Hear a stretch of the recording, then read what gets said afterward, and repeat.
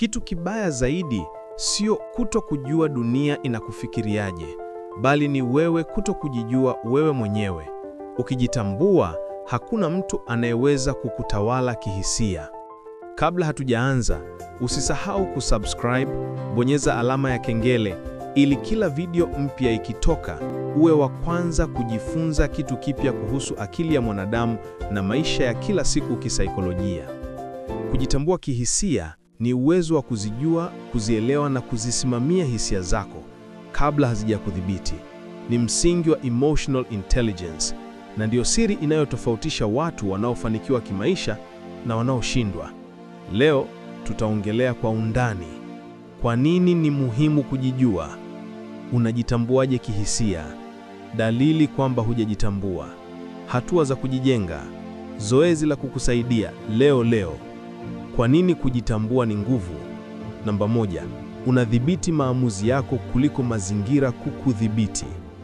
Watu wengi hawatoi majibu, wanatoa reaction.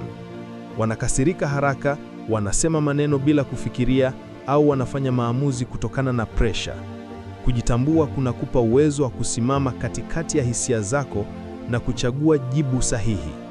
Namba 2, unajua mipaka yako na nguvu zako. Ukijijua, unajua nini kinakuchosha, nini kinakukasirisha, nini kinakupa nguvu na wapi unaweza kuanguka. Inakusaidia kujilinda, kupanga ratiba yako vizuri na kuchagua mazingira sahihi ya kukua. Namba 3, inakuongezea nguvu ya kuishi kwa utulivu. Watu ambao hawajajitambua huwa wanaumia kwa maneno ya watu, wanafanya vitu ili waonekane, wanajilinganisha sana, wanatawaliwa na hofu na pressure. Lakini ukijitambua, unajua thamani yako bila kutegemea validation ya mtu mwingine. Dalili za mtu asiyejitambua kihisia. Namba 1, anakataa ukweli kuhusu udhaifu wake. Mtu huyu mara nyingi hana uwezo wa kutambua makosa yake au kukubali kuwa amejeruhiwa. Badala ya kukiri na kujifunza, anakimbilia kuleta uchochezi, kuhukumu wengine, kulaumu mazingira au kutafuta visingizio. Hii inazuia maendeleo yake kwa sababu kufunzwa na kukua kunakuja baada ya kukubali ukweli, si ya kuuficha. Namba 2, anabadilika kwa sababu ya watu. Tabia yake inategemea kabisa nani yupo karibu. Anaonyesha sura tofauti kwa kila mzunguko. Hii inaonyesha kutokuwa na msingi wa nafsi, self consistency. Badala ya kuamua ni nani kwa msingi wa maadili na matarajio yake, anajenga utambulisho unaoendeshwa na wengine. Mwishowe hiyo humfanya apoteze uhalisia na kushindwa kujenga uaminifu kwa wengine. Namba 3, hashughuliki hisia, anazificha. Hujielewi au hupendi kuzungumza hisia ndani, kwa hivyo anazibana au kuzitumia tu kwa njia zisizo za afya, kama kukasirika bila kuelezea, kula kupishana au kujidhalilisha kwa njia ya kujidharau. Hii huleta msongo wa ndani unaoweza kuonyesha dalili kimimilia kama usingizi mbaya, migongo au kutokuwa na hamu, na pia kuvuruga mahusiano kwa sababu watu hawajui kinachomkumba.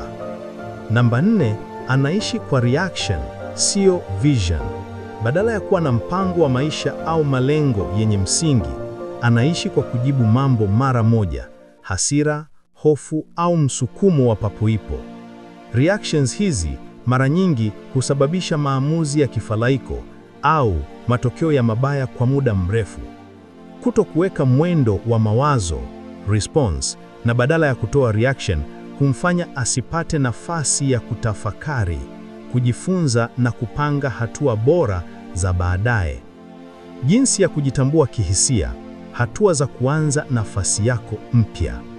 Namba 1, angalia hisia zako, sio kuzihukumu. Watu wengi wanasikia hisia lakini hawazielewi. Kujitambua kunaanza pale ambapo unakubali kusema ukweli wa ndani. Hapa nimeumia. Hapa nimekataa tamaa. Hapa nina hofu ya kupoteza. Usizihukumu hisia zako kwa kusema sipasi kujisikia hivi. Badala yake, ziangalie kama taarifa muhimu kuhusu nafsi yako. Hisia ni ujumbe, sio adui. Ukizipa nafasi ya kuongea, zinakuonyesha kinachotokea ndani yako kwa usahihi zaidi. Namba 2, tambua emotional triggers zako. Triggers ndiyo mizizi ya hisia kali. Ukikosolewa kidogo lakini ukakasirika sana, hilo si kosa la mtu aliyeongea, ni trigger iliyoguswa ndani yako. Jiulize, kwa nini jambo dogo limeniathiri hivi? Mara nyingi triggers zinatokana na maumivu ya zamani, kukosa kuthaminiwa, hofu ya kukataliwa au kumbukumbu mbaya ulizojenga kwa muda mrefu. Ukizijua, unaweza kuanza kuzivunja moja baada ya nyingine badala ya kuishi kama bomu linalosubiri mlipuko. Namba 3, sikiliza mwili wako kama ramani ya hisia. Mwili haujawahi kusema ulongo. Kabla hujaitosha hasira, kabla hujapata woga, kabla akili haijapanic, mwili tayari unaonyesha ishara. Hii ni lugha ya ndani inayotaka kukusaidia. Mapigo kupanda, yani hasira au woga, koo kukauka, yani hofu au wasiwasi, mwili kuwa mzito, yani huzuni au kuchoka kiakili, tumbo ni kubana, yani kuto kujiamini au pressure. Ukianza kuisoma, utaweza kuukamata msongo kabla haujaukamata wewe. Namba 4, kuwa mkweli na nafsi yako hata kama ukweli unauma. Hakuna kujitambua bila uaminifu wa ndani. Kila mtu ana eneo lanalojificha, tabia mbaya au jeruhi la zamani. Kuwa mkweli na nafsi yako kunamaanisha kusema, ndiyo, nimekuwa kikimbia majukumu. Ndiyo, huwa nategemea uthibitisho wa watu. Ndiyo, ninajiumiza kwa kuficha maumivu.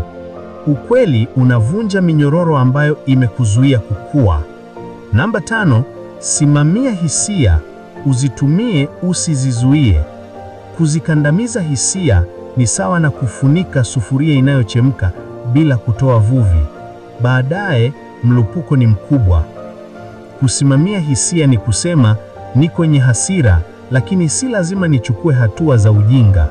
Hii ndiyo hatua ya kubadilisha reaction kuwa response. Hisia zinakuwa zana, si kifungo. Namba 6, tengeneza mazingira yanayolisha utulivu wa ndani. Utulivu si uchawi, ni tabia unazojenga kila siku. Hata hatua ndogo zinafanya kazi. Kutafakari kwa dakika chache, kujipa muda kimya bila simu, kuandika diary ya hisia, kuwapunguza watu wanaokupunguzia nguvu, kutafuta mazungumzo yenye afya badala ya watu wenye drama.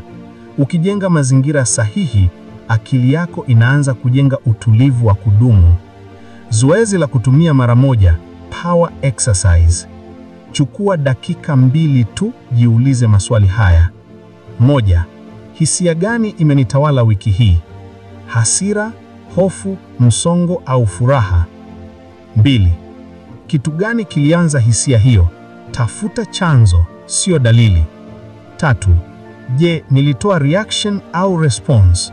Reaction ni haraka na bila kufikiria. Response ni ya busara na imepimwa. 4. Nitaifanyia nini mara ijayo? Hapa ndipo unajijenga. Ukifanya hivi kila mwisho wa siku, baada ya wiki 3, utaanza kuona mabadiliko makubwa katika tabia zako. Kujitambua ni kama kuwasha taa kwenye chumba cha giza.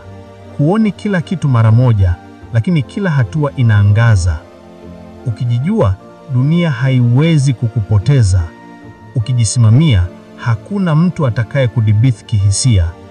Huu ndio msingi wa kuwa mtu mwenye nguvu ya ndani. Know thyself.